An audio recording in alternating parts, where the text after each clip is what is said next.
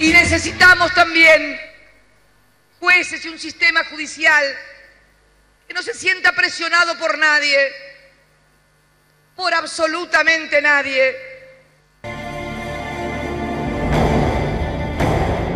Lo que hay son influencias políticas, acuerdos, arreglos, favores debidos y también negocios. El sistema judicial tiene un déficit frente a la sociedad, porque no puede ser que en la Argentina la única persona que realmente haya metido la mano en la lata haya sido María Julia. Es muy injusto para María Julia. Y con esto no estoy queriendo decir que no haya tal vez merecido la sanción que mereció. En los últimos 15 años contamos con los dedos de una mano cuántos casos por corrupción llegaron a juicio oral.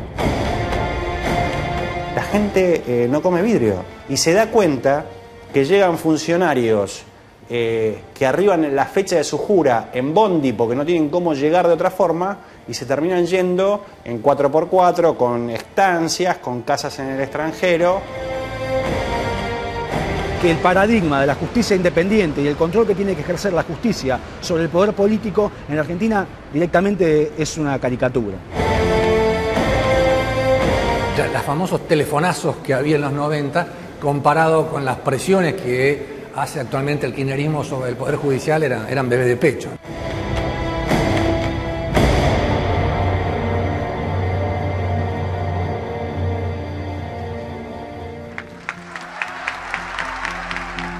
A poco de asumir la presidencia, Néstor Kirchner definió uno de los objetivos con los que pretendió diferenciarse de gestiones anteriores.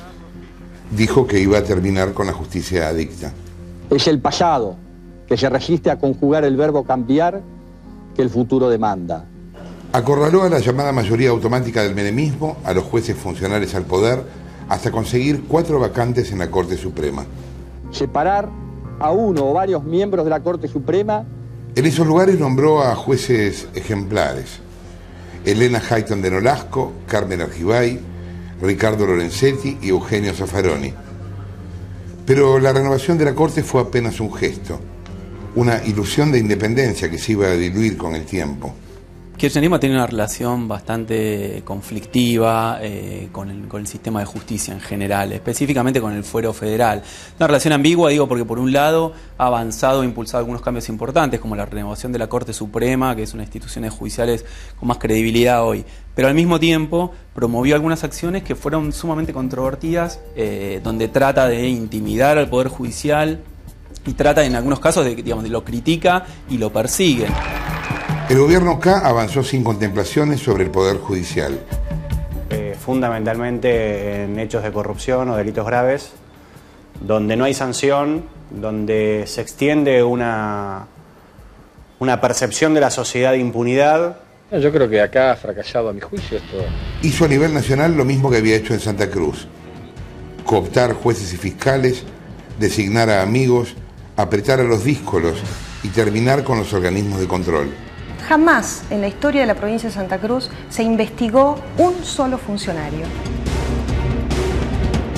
En Santa Cruz, el entonces gobernador Néstor Kirchner desplazó y nunca repuso en su cargo al procurador Eduardo Sosa, el hombre encargado de investigar.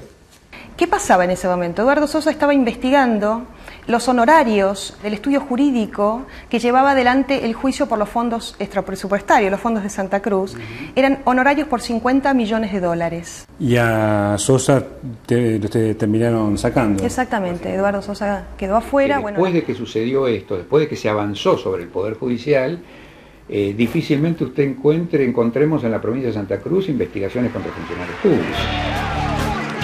Ya en la presidencia, Néstor se aseguró a un procurador que no le diera sorpresas desagradables y nombró como jefe de los fiscales a Esteban Rigui, un hombre muy próximo a él y a Cristina. La gestión de Esteban Rigui finalmente fue lo que desencadenó mi renuncia al cargo, cuando sacó una resolución recortando las facultades que hasta ese momento la justicia le reconocía a la Fiscalía de Investigaciones Administrativas.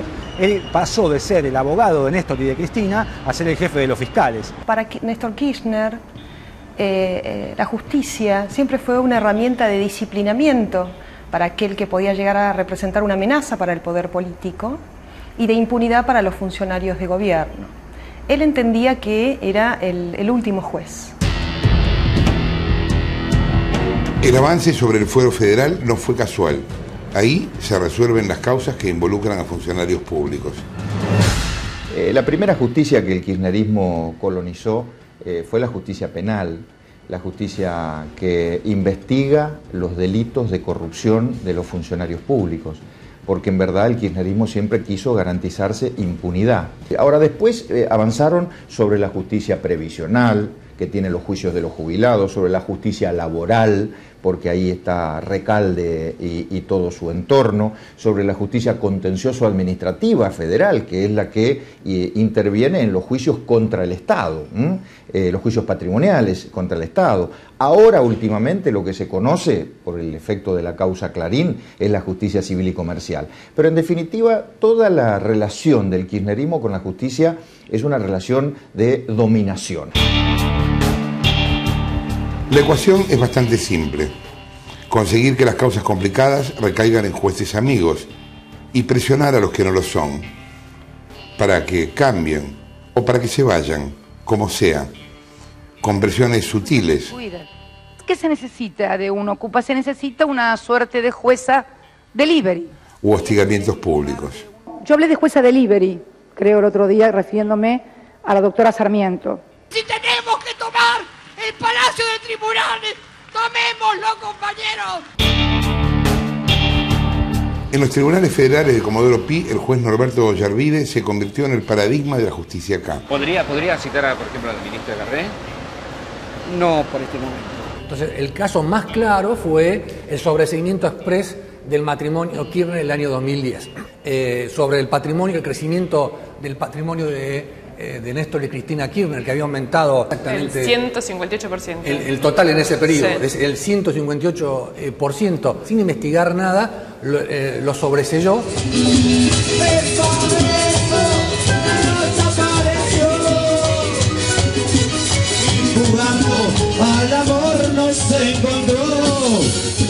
La historia del juez preferido por los K es polémica desde su mismo origen.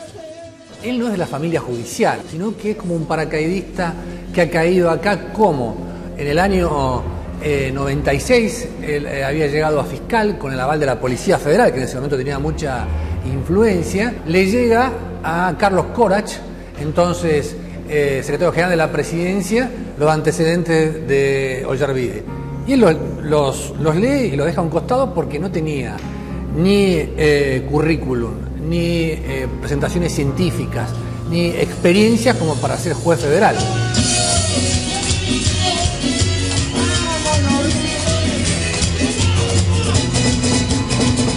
Pero ¿qué pasó con todo por Corach mismo? Lo llamó Ensorrey. Es decir, a la influencia de la Policía Federal, la influencia de la CIDI para nombrarlo en ese cargo estratégico en el año 95. Él había antes como fiscal, había ayudado a Mira Yoman, el famoso caso de las valijas con dólares, y eso fue lo que permitió que alguien sin antecedentes judiciales, por afuera de la familia judicial, lograra ocupar uno de los cargos más importantes que hay en la justicia argentina. ¿Qué me contestan ustedes si yo les digo que ese video es falso? Una de las razones que lo hizo famoso Ollarvide fue el escándalo de Spartacus. Fue lo que pasó. Fue una cosa increíble en la historia judicial argentina. Él fue suspendido en el año 1998 por haber entrado a un prostíbulo para hombres, Spartacus, y no haber hecho la denuncia correspondiente, porque le corresponde como juez, cuando él observa un delito, hacer de oficio, abrir una causa o hacer una denuncia. La grieta en mi dignidad está hecha.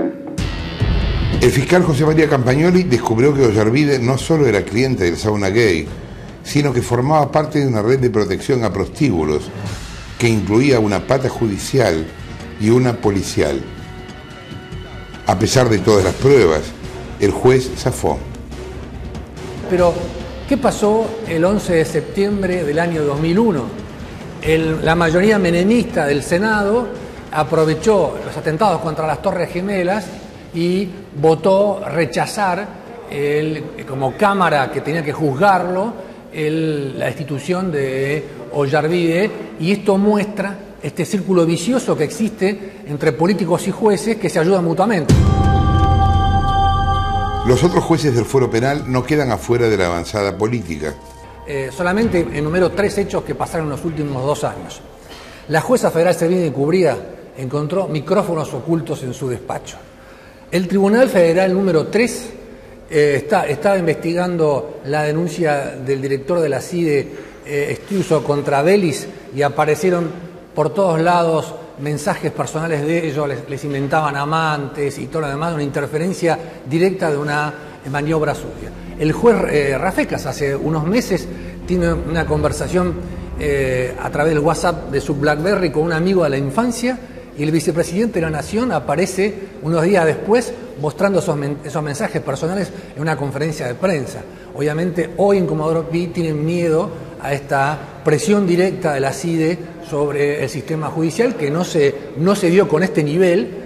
En lo que va la democracia es la primera vez que sucede una cosa de este tipo, ¿no? Necesitamos también una justicia que sea independiente del resto de los poderes políticos y fundamentalmente de los poderes económicos concentrados. Para controlar el Poder Judicial, el kirchnerismo también especuló con los nombramientos de los jueces. Durante los últimos 5 años, de los 12 juzgados federales, 4 permanecieron vacantes. Creo que es estrategia política, es conveniencia, es esperar para nombrar, para cubrir las vacantes en los casos que les convenga y de la forma que les convenga. También la cantidad de juzgados de otros fueros que no tienen un juez titular.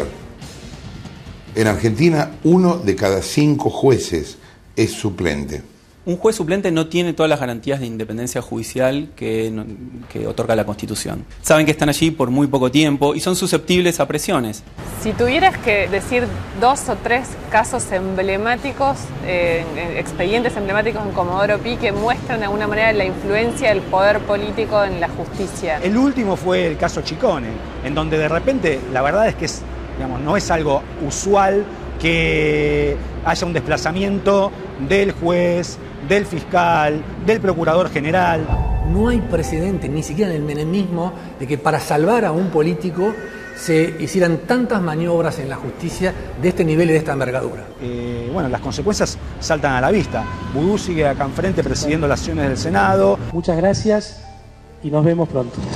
Preguntas, vicepresidente. Preguntas. Preguntas, por favor. Pero hubo muchas otras. El caso Ascasca es un ejemplo de, increíble, en donde la propia empresa lleva a cabo una investigación, llega a la conclusión de que pagaron coimas, remueve a los empresarios o a los responsables o involucrados en la maniobra, y la justicia argentina señalan un fallo inédito que contradice toda la jurisprudencia anterior de la misma Sala 1 de la Cámara Federal, que la grabación es nula. ¿Te parece que la Sala 1 es en general la que toma decisiones que favorecen o que son afines a los deseos del poder político? Mira, la realidad de la Sala 1, las decisiones que toma por lo general, siempre son afines a las expectativas del Poder Ejecutivo. La Sala 1 es una de las 2 salas que tiene la Cámara Federal. Está compuesta por los jueces Eduardo Freiler, Eduardo Fara y Jorge Patti Ballestero.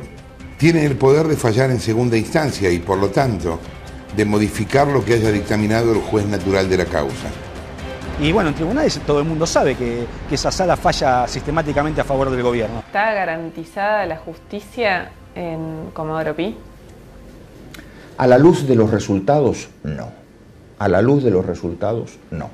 Si vos me preguntás cuál es mi parámetro, Ricardo Jaime, un corrupto que tiene no sé cuántas causas, ya ni sé cuántas causas tiene, imposible de pensar que pueda seguir en libertad, sigue en libertad. Entonces que lo expliquen ellos, que lo expliquen los jueces. Ahora, ¿cómo fue que los K montaron este andamiaje que les garantiza protección e impunidad? A principios de 2006, con Néstor como presidente, desde el Senado, Cristina digitó una jugada maestra para controlar la justicia.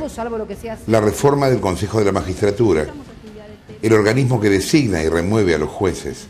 ¿Sabe que tengo la sensación, sinceramente como legisladora, haber pateado un hormiguero donde en realidad favores con favores, roscas con... Ella promovió y defendió en el Congreso la modificación por la cual el kirchnerismo pasó a tener la mayoría de la magistratura. El kirchnerismo destruyó al Consejo el día que sancionó la ley que modificó su composición. Lo que hizo fue darle mucho más protagonismo, mucho más incidencia al poder político. En la conformación original, los legisladores eran 8 sobre 19 miembros totales. Luego de la reforma pasaron a ser 6 de 13. Porque con la nueva composición de 13 miembros, el oficialismo tiene poder de veto. ¿Qué significa el poder de veto? Significa que no hay ningún juez en este país que pueda ser nombrado, es decir, al comienzo del proceso, sin el voto del oficialismo. Vos te imaginarás que esto es una llave muy importante para nombrar jueces. Y no hay ningún juez en este país que pueda ser destituido, es decir, al final del camino, sin el voto del oficialismo. Por lo tanto, personajes como Ollarvide saben que pueden hacer todas las tropelías que quieran, porque siempre va a haber ese voto del oficialismo que lo va a salvar. Lo increíble es que si alguien lograse sortear todas las trabas y consiguiese avanzar con alguna denuncia, se va a encontrar con otro obstáculo, la lentitud. En el país, las causas de corrupción demoran un promedio de 14 años y muchas quedan impunes por prescripción. Excepto María Julia Alzogaray, nadie más ha sido condenado en la Argentina por enriquecimiento ilícito o alguna condena vinculada con los delitos de cuello blanco que se cometen en el Estado, ¿no? Si hoy la sociedad lo que está pidiendo es eso, es sentir que esto no es un vale todo, que si aparece una bolsa en el baño de un ministro, no creamos que sobre gracia el Espíritu Santo. Entre paréntesis, llegaron primero los fotógrafos que el propio fiscal. Yo fui secretario de Justicia y al baño iba a hacer pis. No encontraba bolsas con plata, porque no es lo que hay, no es lo que aparece. Y después una explicación tras otra, o un juez que aparentemente se pasea con un anillo de $250.000, que primero dice, lo compré con los regalos que recibí en los últimos 5 años. Después creo que se dio cuenta que esa versión lo podía poner en compromiso con la ley de ética, entonces dice, no, después dice, lo alquilé. Y yo creo que si siguen esperando el trámite para que explique realmente lo que ocurrió, y ojalá tenga explicación, va a terminar diciendo que lo ganó una piñata y que es un anillo de fantasía. Y eso es lo que la sociedad se indigna, porque después una persona se demora 2 días en presentar su declaración jurada o no la presenta, y la presidenta en cadena nacional lo escracha, después que 2 días antes dijo que la actividad inmobiliaria había descendido. Decía que hacían 15 o 20 operaciones por mes. No tiene declaración jurada de ganancias ni de ningún tipo desde el año 2007. Nosotros tenemos el ejemplo de Brasil. En Brasil acaba de terminar un juicio emblemático de corrupción contra funcionarios públicos, donde se lo condenó a 12 años a José Dirceu. ¿Sabes quién es José Dirceu? Para la gente que no lo sabe, la mano derecha de Lula. ¿Sabes quién es Lula? El mentor ideológico de Dilma. Dilma es la actual presidenta de Brasil. ¿Vos te imaginas que esto pasara acá en la Argentina? Difícil, ¿no?